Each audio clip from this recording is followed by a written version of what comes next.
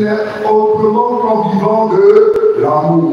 C'est en vivant de l'amour que nous allons donner du sens à tout ce que le Seigneur nous a commandé de faire. Et Saint Paul peut dire, la foi, l'espérance et la charité sont les deux légales, mais la plus grande des trois, c'est la charité, c'est-à-dire l'amour. Parce que si tu as la foi sans l'amour, c'est zéro.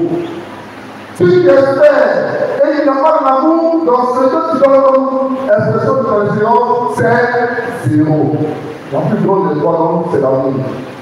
Et notre Seigneur dit que lorsque nous nous retrouvons ce Dieu, les deux autres vertus-là, elles vont tomber. C'est-à-dire, on doit plus donner de croire. Parce que si encore on croyait, c'est devant nous. On doit plus donner d'espérer. Parce que si encore on espérait, on vit ça. Une seule chose demeurera, la vertu de l'amour. Alors, mon frère et ma soeur, nous devons pouvoir expérimenter davantage l'amour.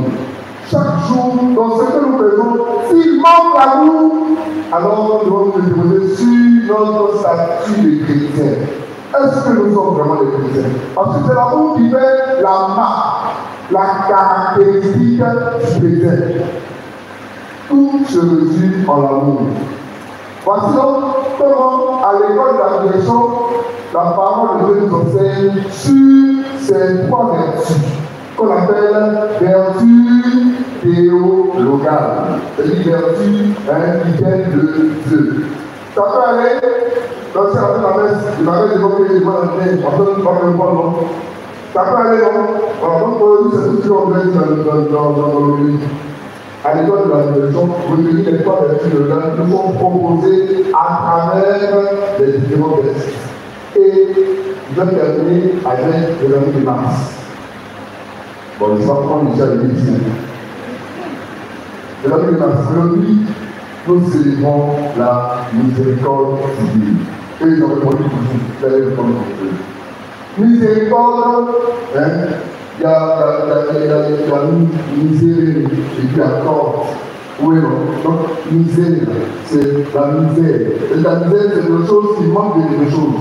C'est un contenu qui manque de quelque chose. Et puis, quand ça vient du cœur, c'est bon. Donc, le cœur de Dieu qui remplit la misère de l'homme. Mais tout à l'heure, on a dit que les vertus, c'est les vertus de Dieu, que Dieu infuse en chacun de nous. Vous voyez, et la plus grande des trois, c'est quoi? C'est quoi? C'est quoi? L'amour et la charité. Vous voyez un peu, non? Et donc, l'amour et la charité, c'est vraiment ce qui dit le nom de Dieu. Donc, Dieu ne peut pas ne pas se pencher sur ce qui concerne l'homme, surtout ce qui fait la misère de l'homme. Et c'est ça qu'on célèbre particulièrement aujourd'hui. Comprenez? Donc, quand on entend dimanche de la miséricorde divine, c'est le dimanche où nous célébrons la nature de l'homme qui se penche toujours sur le bienfait, la nature de Dieu qui se penche toujours sur le bienfait de l'homme. Là où il y a un manque en l'homme, Dieu veut rattraper cela. On se comprend un peu? Donc Dieu, il poursuit l'homme de son amour pour pouvoir le rattraper et lui faire bénéficier de la vie qui ne finit pas. C'est ça, la miséricorde de Dieu. L'ouverture grande de Dieu. Et sur la croix, en étonnant ses mains, Jésus veut embrasser tout le monde. Donc, l'article de Mars. Il est heureux aujourd'hui, en ce jour de la miséricorde divine, vous soyez en célébration. Que votre cœur soit à l'image du cœur de Dieu.